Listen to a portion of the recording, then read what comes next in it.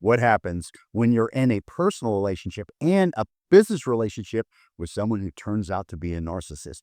Well, in today's episode, our special guest is going to tell you that exact story and how she was able to come through it. She was not only a previous client of Melissa's, but she's also a songwriter. And her song, actually her story, debuts on June 1st, which is Narcissistic Abuse Awareness. So pretty ironic, but today you're going to get to hear snippets of her song and her videos, so you're not going to want to miss it.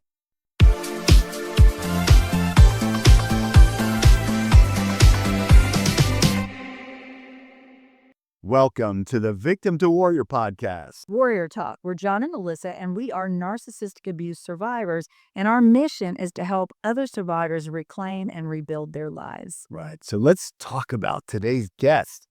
Oh my gosh, I met Luana almost 2 years ago when she scheduled her first coaching call with me, and she was in a bad place. Like John said, it wasn't only her romantic interest, but it was her business partner as well. And they had written many songs together. So it was very, very painful to her. And seeing her then and seeing her now, she's two different people. It is an amazing transformation. So I was so happy that I was able to be a part of that. So let's listen to her story. Okay, well, we are so excited to have one of our favorite people as guest today. This is Lanna Sendogle, and she is a previous Victim to Warrior client. I guess it's been almost 2 years since I first talked to you, when you were kind of in the thick of a really horrific situation, a very abusive relationship, and that's how we actually met. So, can you share a little bit about your life before recovery?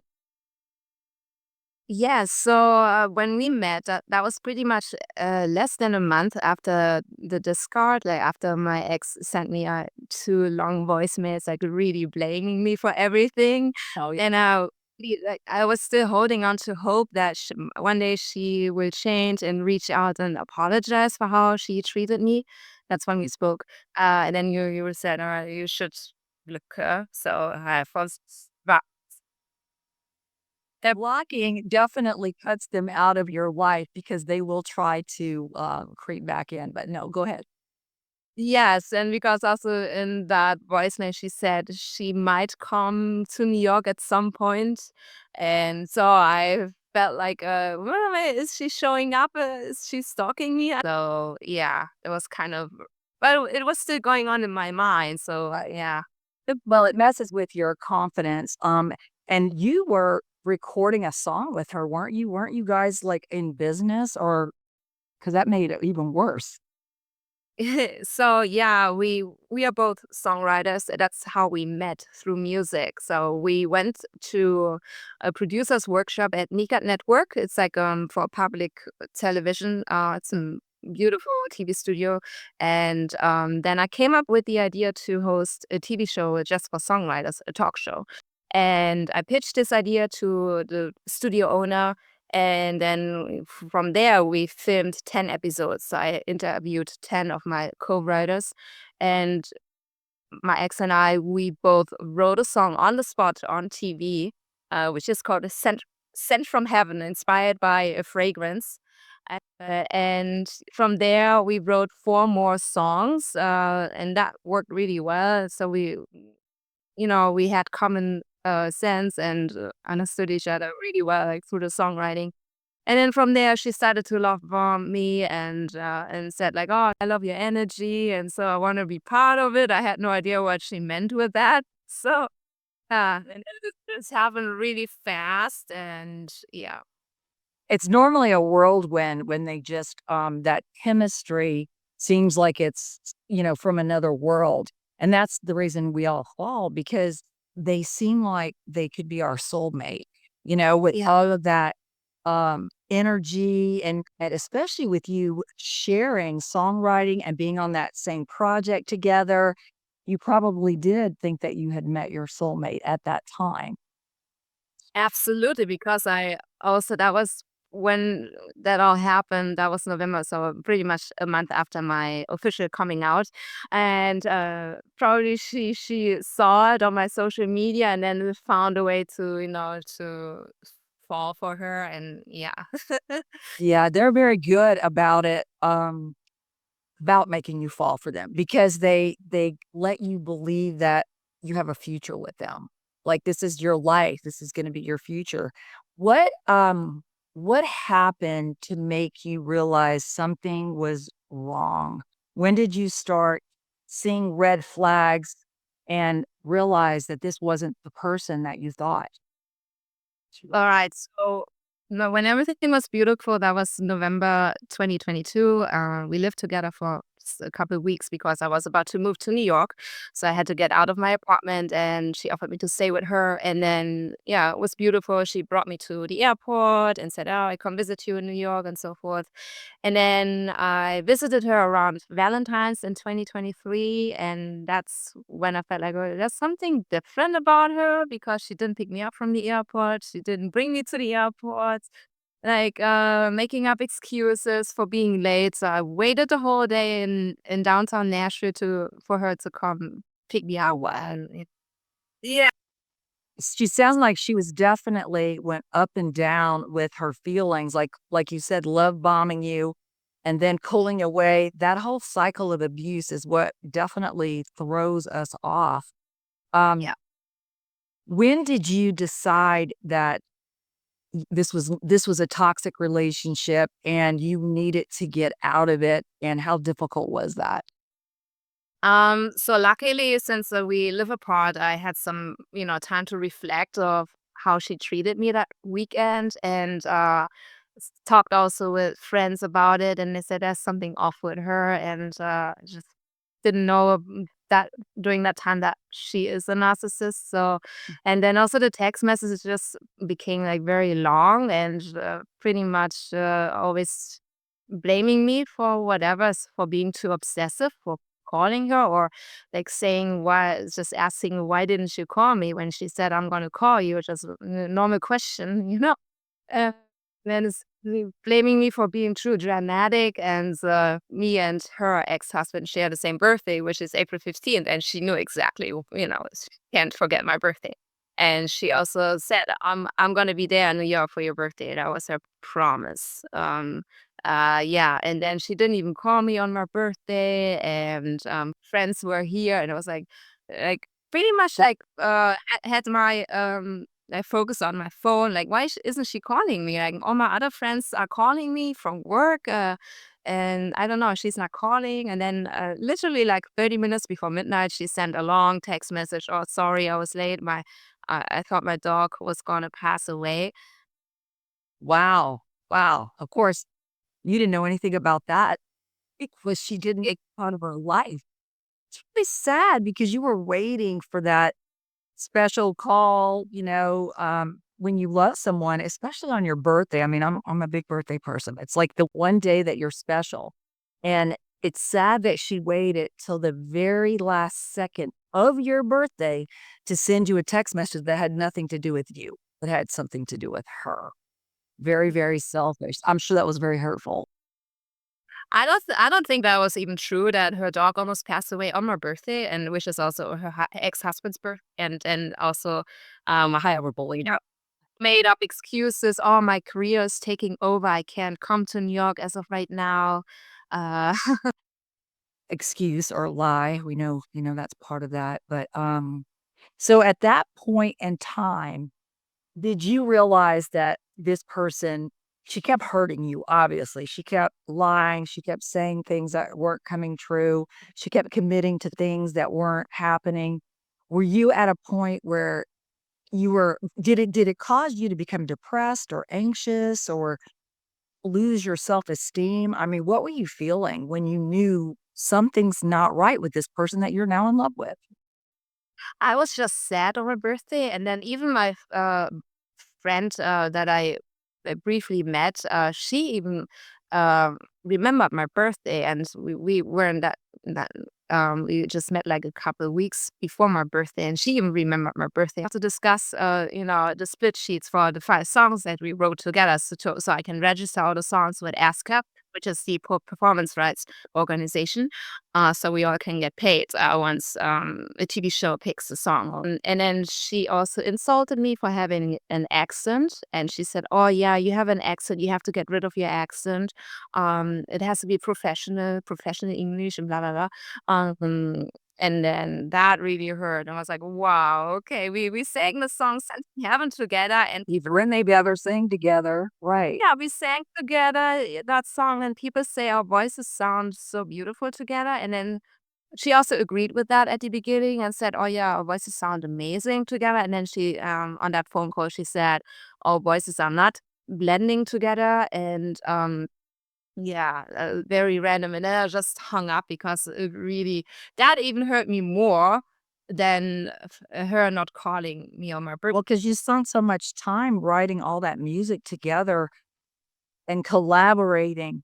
Yeah, and for her to say she was just trying to hurt you. She was trying to tear you down, definitely. Yeah. And it's really sad because she's the one that discarded you, but then when she saw you actually were not crumbling, that's when they start digging again and tearing you down even more. So you're now still in business together. You have these songs that you want to publish. So how difficult was she making it as far as business? Was she trying to sabotage things?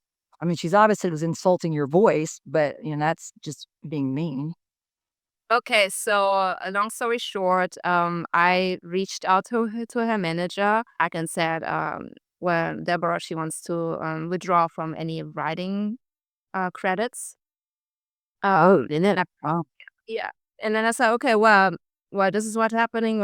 When the songs are being placed on TV, then she won't get any money of it. And then the manager said, well, yeah, she's aware of it. And I said, okay, well, I was still willing to give her a share because she's the co-writer for all the right. songs. So and then he said, no, no, she's not interested in it. And I Wow, that's pretty amazing because they don't like giving up control, especially if they think that they can control you or hurt you or damage you or whatever. So that's pretty interesting.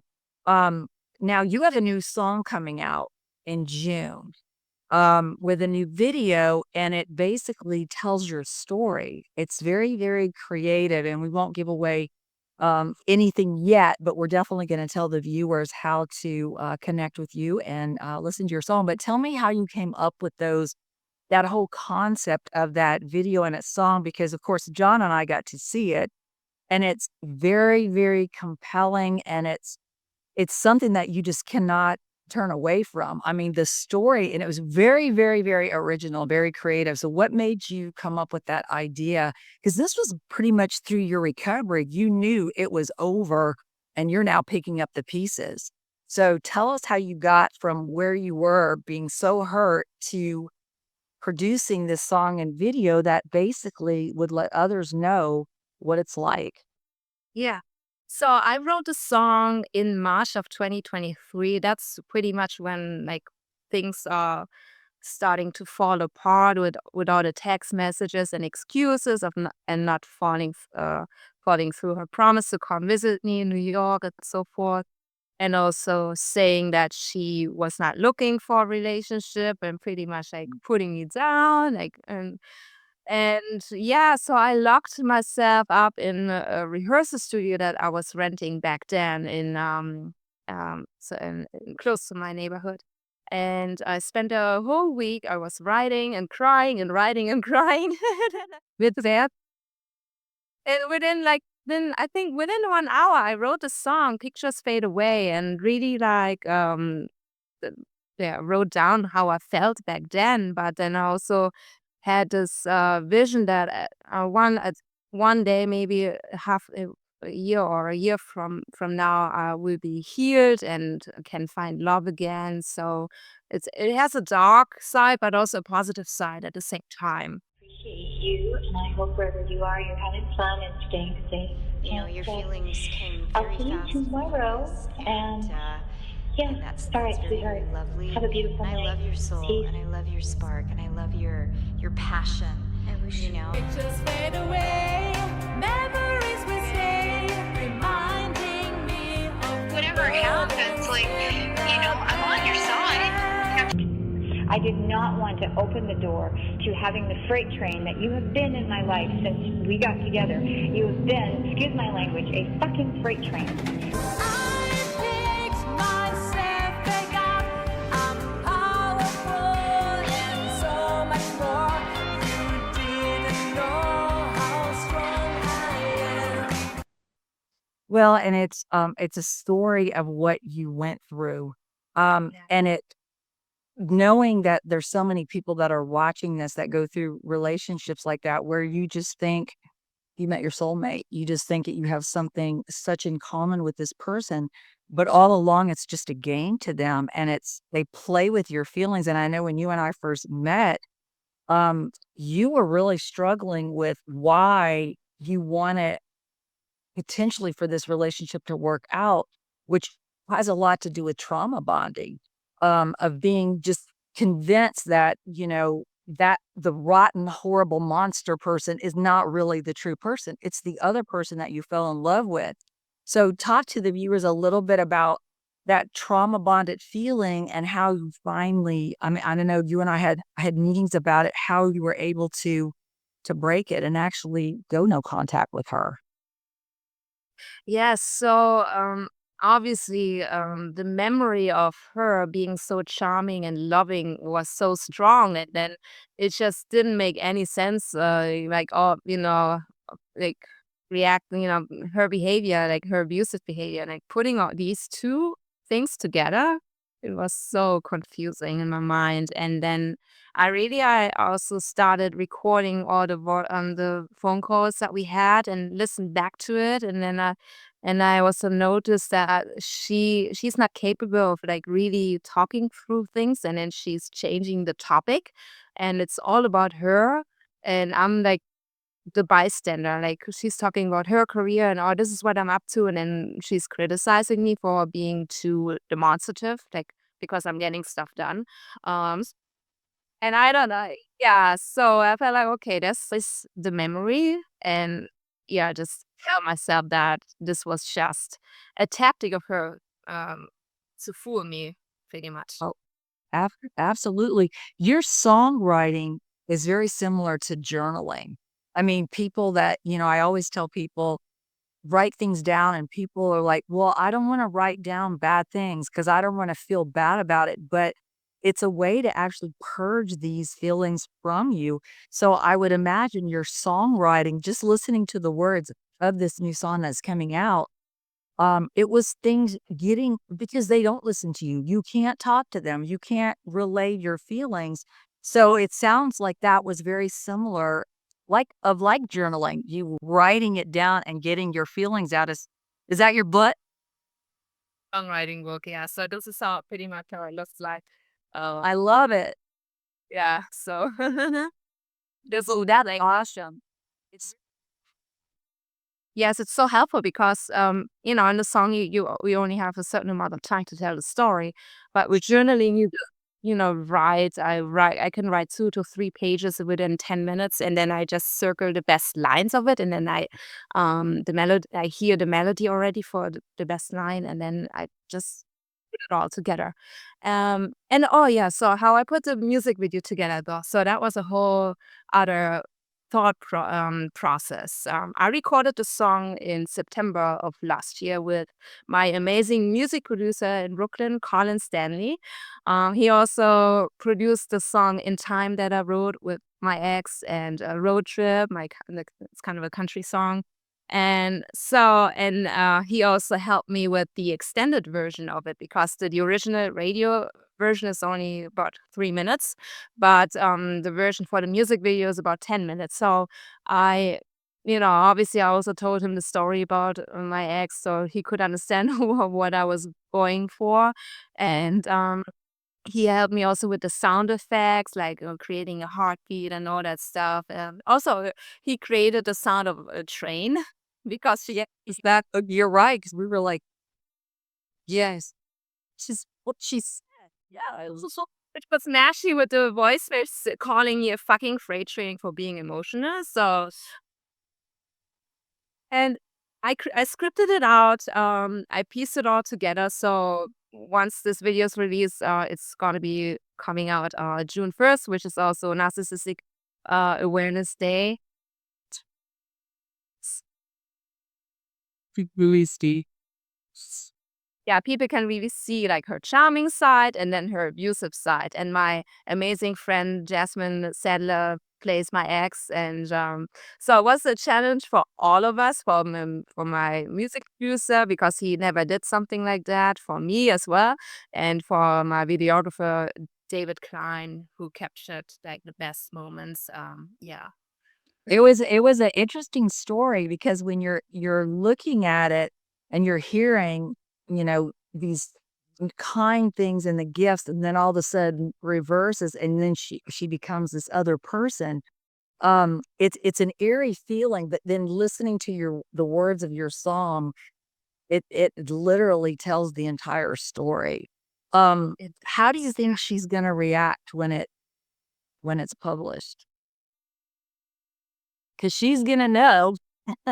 She's gotta know. I mean, I exposed her online already in 2023. When I published the song "Sent from Heaven," that was in August. So I just felt like I have to write like the whole story, and I had an interview with Heatwave magazine, which is talking about mental health, how music really helped me through this, yeah, through this trauma. But at the end, I ended up rewriting it a little bit, and I just took out her name. Yeah. So and then her response was pretty much like contacting her back then attorney who was based in Colorado and sending kind of a fake cease letter. I remember that. Oh my gosh, that's right. Yep.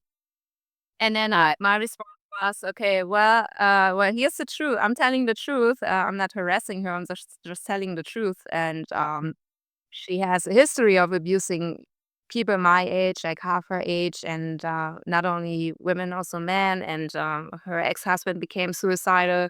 And then I also sent her attorney the voicemails. So Wow.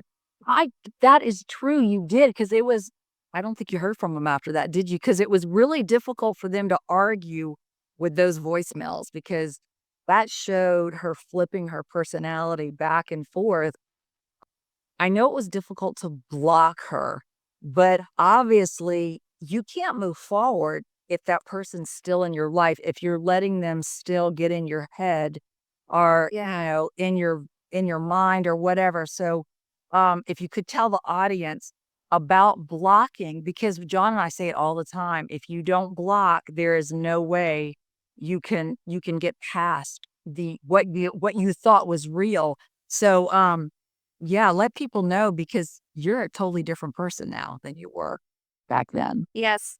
So after the Discord, after I received this voicemail, I was just like so in shock and also frightened of her because I really had the vision that at some point she's gonna show up at my door and say, "Hey, I still have access to you. I don't know.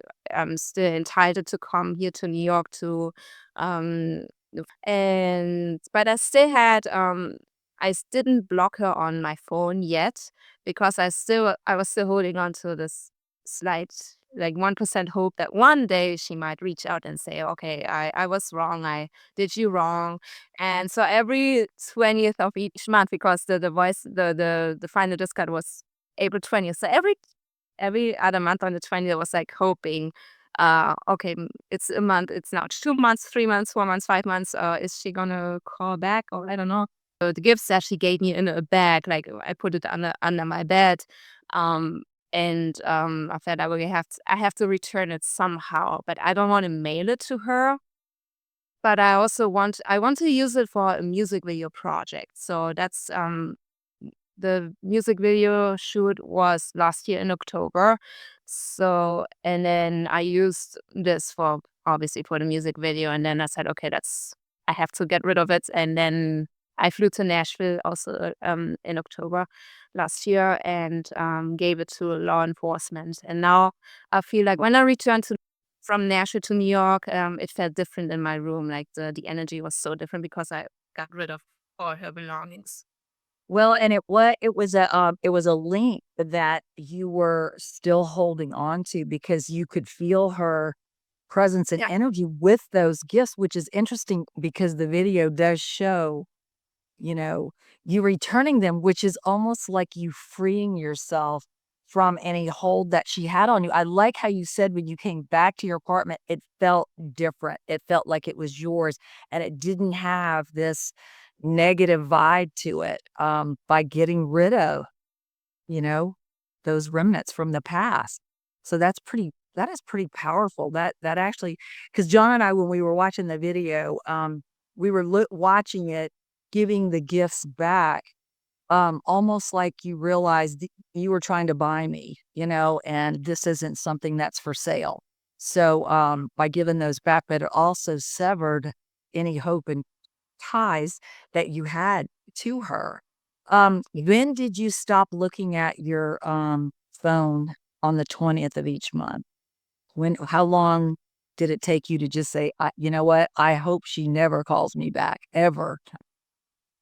That was in August of 2023 because I released our song "Sent from Heaven" on August the 11th, and then like pretty much and plus the online article on that same day, and then like literally 2 or 3 days after I got the email from her attorney, and then I thought, okay, yeah, so she's never gonna say that she did me wrong. She's never gonna admit it, and then I gave up that hope and I stopped listening to the voicemail and just blocked her.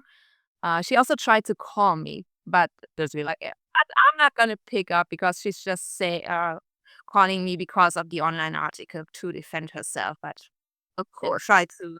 It would just be um, lies. But it was good that you had enough time that went by without physically seeing her, talking to her, where you were able to start understanding what that relationship was all about and how toxic and manipulating it was. And that's what's so difficult for people. But you took your inner passion and you did not let her dim your light. You basically continue to shine, even though you went through a dark period. I mean, really, really sad, scary, dark period because of the emotional, mental, physical, all the abuse that suffered with this type of relationship. But for you to actually pick yourself up, discover that inner passion again, not let her tamper it out, and you were able to move forward with your recording career. And we're so excited for you. We really are. We can't wait for the viewers to hear your song, see your video, and follow you. What would you say to anyone that's actually going through what you went through? Um, what would you tell them that the biggest part of advice as to how they can recognize it and how they can actually break free of it? What would you tell somebody going through the same thing? So for me, it helped to record all the conversations and also write down how she made me feel. Journaling, recording, or learn everything about narcissism. I did a lot of research, and then I watched a lot of videos. Like it sounds very familiar what I went through, and then it all made sense. So yeah, she's a narcissist. Okay. Yeah, yes, and that's what a lot of people it's hard for them to accept the fact that this person that they're in love with is actually not that person. They were never that person. And you gradually realize that over time, but when you're going through it, it's really, really, really tough. So, but John and I are just so thrilled. We're so proud of you, and just you look totally different now than you did when we actually first met. I mean, you're smiling, you're happy, the energy is amazing. So, what would you tell people about the coaching that you and I had together? What would you tell people that was um, instrumental in moving forward? What would you say to people about that? Because obviously, it's my passion. Yes. It's very helpful because you went actually through this. So it's better to, go talk with somebody who has been through this abuse than like somebody who has never experienced it. Absolutely. Yeah. So that's good because it does help when you can relate to somebody and they're not crazy. Because sometimes we sound crazy when we're trying to describe something about a person that looks totally different, acts totally different in front of other people than they do behind the closed doors. It's very difficult to explain that to somebody who's never been through it because we do sound crazy. So, yes, talking to somebody that understands it and educating yourself and watching the videos. I mean, that's been part of John and I's program is like showing people what it looks like. So they realize it's not them. They're not crazy. But anyway, well, we are thrilled for you. I'm glad that we could be on this journey with you. And like I said, we will give all of your information so people can follow you. And when your song comes out on June 1st, which is Narcissistic Abuse Awareness, which is a perfect day for you to roll that out. Hopefully, we'll have a bunch of our followers listening as well. So, but thank you so much for being a guest. We really appreciate it. And we will continue to follow your career as well. Thank you. Thank you for having me. Oh, you're welcome. Wow. That was an amazing story. Really amazing. And it's so awesome to see where she was and where she is right now. But one of the things that she and I talked about early on was blocking. And you heard John and I talk about it millions of times. You have to block them no matter how painful it is. You heard her say how many times she looked at her phone just to see if possibly her ex abuser had reached out. And so she worked really hard with me on understanding trauma bonding, blocking. You can't move forward unless you block them from your life. That's the only way you can start healing. So I was so happy when she finally on our one of our coaching calls, she's blocked. She's blocked from everything. And so it was then that she was able to start moving forward. And she did it through journaling. We talked about journaling. And you saw her in the video holding up her journal. She just writes in notebook paper, but she uses her journal to write songs to just get it out of her system. So she was able to take that inner passion that this other person tried to steal from her and just bring it back out and write about it. That is why we are so passionate about journaling. Sometimes you just have to get it out, and a narcissistic partner is not going to let you get your feelings out. They don't care. They don't care how you feel. Writing it down is amazing, and for her to turn them into songs is Therapeutic. real. Yeah, it's so special. Really amazing. Now, are you journaling? Okay. If you're not, and you're just like, I don't know where to begin, that's okay. We were all there before, but journaling is so key to your recovery, to your sanity, really, just to being able to clear your mind of all that toxicity. So we're going to recommend some journals that both Melissa and I use. We're going to put them in the description below, and those will help kickstart you into journaling on a daily basis. Now, if you need coaching, need help on how to journal, or just really don't know what to do at this point where you are, please set up a recovery call with Melissa, a one-on-one call with her. She is amazing. And we're going to put in her link in the description as well with a $25 off your initial call. Just enter recovery 25. We're going to put that below and you'll be able to take advantage of that. And one other thing, if you're struggling with your recovery and just don't know what to do, And it'll let you discover your inner self again, like because we all became just shells of who we were before. And so getting back to that person of confidence, strength, self-esteem, it's hard. It really is. It's easier just to stay isolated, but it's unhealthy. So moving forward and reclaiming your life and rebuilding your life and building a life that you truly love, you deserve this because what happened to you was not your fault.